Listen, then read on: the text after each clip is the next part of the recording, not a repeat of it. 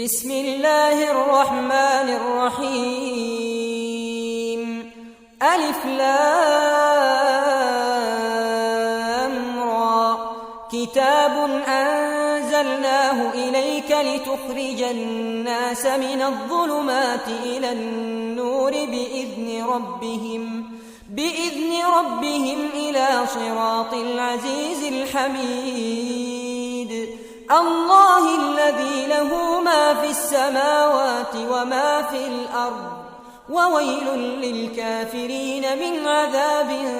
شديد الذين يستحبون الحياة الدنيا على الآخرة ويصدون عن سبيل الله ويبغونها عوجا أولئك في ضلال بعيد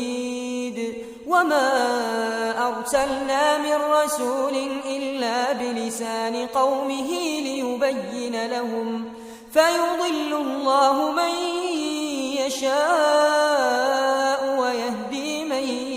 يشاء وهو العزيز الحكيم ولقد أرسلنا موسى بآياتنا أن أخرج قومك من الظلمات إلى النور وذكرهم بأيام الله إن في ذلك لآيات لكل صبار شكور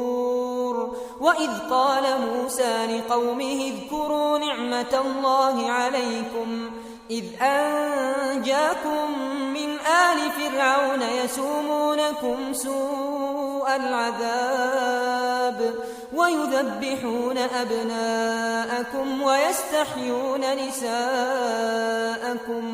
وفي ذلكم بلاء من ربكم عظيم وإذ تأذن ربكم لئن شكرتم لأزيدنكم ولئن كفرتم إن عذابي لشديد وقال موسى إن تكفروا أنتم ومن في الأرض جميعا فإن الله لغني حميد ألم يأتكم نبأ الذين من قبلكم قوم نوح وعاد وثمود والذين من بعدهم لا يعلمهم إلا الله جاءتهم رسلهم بالبينات